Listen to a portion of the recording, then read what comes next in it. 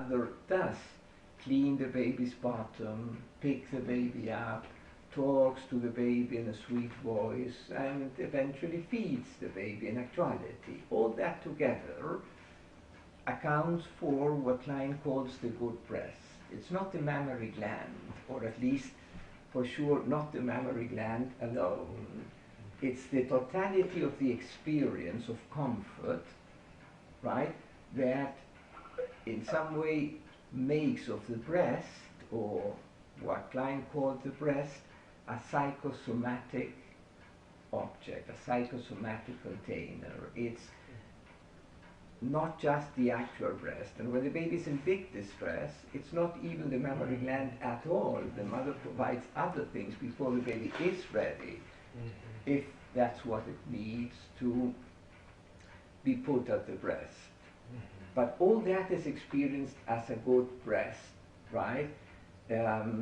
Accepting that breast is the name of a concept, and it's not referring literally to an anatomical part of the body of the mother. It's a function. It's the function that certainly the mammary gland can provide part of that function, but also only part of that function, right? I mean, if the mother were completely dissociated somewhere else and the baby is crying like crazy, and all that the mother does, right, is sticking the nipple into the mouth of the baby, that's not going to give the baby the same experience of being really contained, understood, having a sensitive mother that does that in a particular way, that talks to the baby and so on, you see. That would be only a physical experience, wouldn't give any psychological comfort.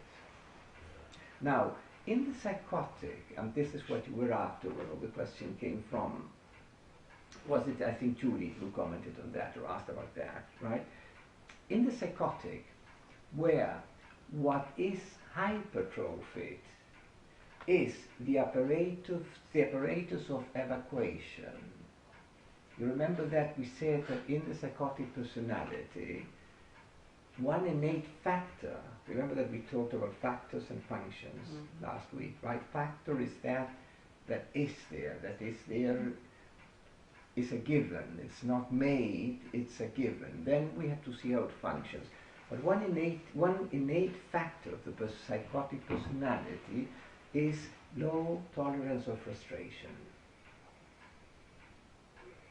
Right? The low tolerance of frustration makes such a personality to resort in excess to ridding itself through projection, through evacuation if you wish, of anything that causes displeasure or pain, which for the matter is just two words to say the same thing, right? For such a personality, the bad breath will be there more often than not, meaning that most experiences of lack of comfort or lack of milk or lack of mother's presence will very quickly, in much less time than in a normal baby, count for and be experienced as something really bad is happening to me or is being done to me. I can't bear it. I need to get this out right away. Doesn't matter how. For such a baby or such a personality, it happens in psychotic patients, projective identification, that is ridding yourself of displeasure, is mistaken for getting in something good. But in reality you didn't get in something good, you only got out something bad. Therefore it's a mechanism that impoverishes the personality, because yes, you're ridding yourself of displeasure by projecting it out into others, but you're not getting in anything good. You only make yourself believe that this is as good as it can get, and it is as good as getting something good. And this is the psychotic personality that does that. Exactly. But there's a little bit of psychosis in everyone. Yes. Okay. except for me. Well, the fact that projective identification, among other functions, serves as a defense from pain, or a defense from anxiety, or a defense from unpleasure, which are all synonyms for that matter, and that we all resort to projective identification sooner or later, but in different degrees. We don't hypertrophy our apparatuses of projective identification. Would you say, though, it's more on a linear scale when you say that we all have degrees of psychosis? Is this example you're giving kind of... Well, I say, wait, I'm saying, following Bion, psychotic personality. When you say psychosis, that is more arguable, okay. because that would mean the illness, a clinical psychosis, while psychotic personality is an organization of one part of the personality that functions along the lines or the parameters that a clinically psychotic patient functions. But it is only one aspect in you, in all of us. It's not that you go clinically psychotic. Yes, I remember you explaining that in another session, the difference. Right.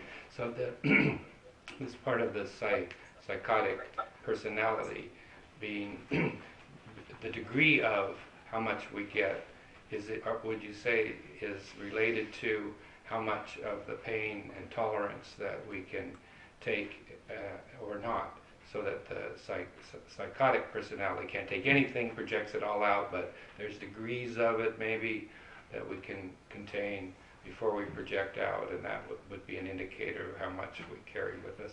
That is correct, and in addition to that, since we have, according to Bion, also a non-psychotic personality, so much so that Bion says, even in a clinical psychosis, in a deeply schizophrenic patient, there is a non-psychotic personality obscured or eclipsed or hidden by the psychotic personality.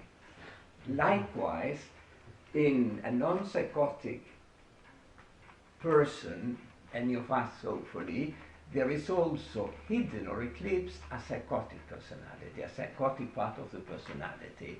So it's also the equation or the ratio between the one and the other that would speak to whether one has externally overt psychotic manifestations or only neurotic manifestations.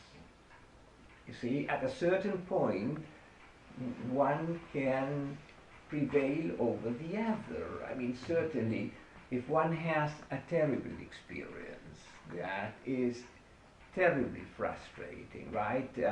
Think, for instance, in postpartum psychosis. A postpartum psychosis is a psychosis, but it happens only postpartum. That same woman that contracts a psychosis postpartum, had she not had a baby, she would not have contracted a psychosis.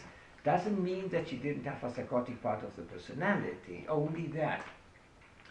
That alone was not that strong that it would show clinically as a psychosis, but if a loss like the baby coming out, and for a narcissistic person the birth of a baby is a loss, the mother has carried the baby as part of herself and now it's gone, right? That can be an experience that tips off the balance. Of course, there are much more terrible events. There could be an actual terrible death in a family or something, you see, that triggers then, or rather sweeps away the non-psychotic part of the personality and tips the balance in favor of the psychotic personality. I think part of what we talked about trauma last time, but part of what is sometimes misdiagnosed as PTSD is psychosis provoked by the extreme experiences of soldiers in the war. Typically, since psychiatrists don't have this fine distinction between psychotic and non-psychotic personality, they label anything that happens to a soldier in the war, any psychotic breakdown that happens to a soldier in the war, as post-traumatic, because they only see the external stimuli. They don't consider the personality on which the stimuli impinges. But if you see that soldiers from the same battalion that go through the same experience, one has a PTSD, the other does not have a PTSD, so you still need to say, so what's the difference? They went through the same experience, one went crazy, the other did not. Why? Well, because the base personalities were different. One had a better tolerance, stronger ego and so on than the other, so one had a breakdown, the other did not have a breakdown. That idea of, the person reading the self of the bad feeling is equated with something good is a very helpful idea, because if the person equates it with something good, but it's not really good, it's kind of like a lie. Yes. And the personality is then starved from the experience of satisfaction. Yes. So that there is no real satisfaction and the personality can't grow. Exactly. Absolutely. Yeah, so it's so helpful. And I think we can perhaps, I think it was said in the book, that it doesn't have to be a full-blown psychotic personality, but that perhaps there are pockets. Yes, correct, yes. That can occur, right? Correct. Yeah. I'm trying to think of a clinical example there, probably. I could give you one. Pardon me? I can give you one. Go from a ahead, patient please. Today, because one of her difficulties that she's starting to talk about is how difficult it is for her to express to me that there was something I said to her that felt helpful. And the way it came up some time ago in our conversation was that she told me almost sheepishly that she had plagiarized me with her boyfriend, as if what she and I had talked about, and it didn't sound like she just repeated what I had said, but that she had used it, but in her mind it felt like she'd stolen it from me. Uh-huh. And I think the reason it felt like she had stolen it from me was because she couldn't share with me the idea that we had done something together and she had achieved some good from it and could enjoy the satisfaction of that. And today we're trying to work with that after 3 or 4 weeks in which she has been refusing to talk and to interact with me. And it has been an awful suffering to be with her. And what she said is that it's not so much the idea that she uses something from what we have said, but that she can't tell it to me, and that she comes up against that, feeling that she's betraying herself if she were to. Mm-hmm. And she described it as throwing herself under a bus. Oh, I see. By which she means sort of blaming or sacrificing herself. And she said, and then I can't, and it's all nice to think about how satisfying it would be to share that experience with you and go down that path, but somehow I can't. And then she ends up feeling like she has very little resources. She wants to have a baby, and she's feeling like she doesn't have the resources to care for that baby, the emotional resources. So I think it's so helpful to think about how that is related to. I don't know if it's an example that's helpful, but for me it was. Well, Yes. I'm thinking about the projective identification.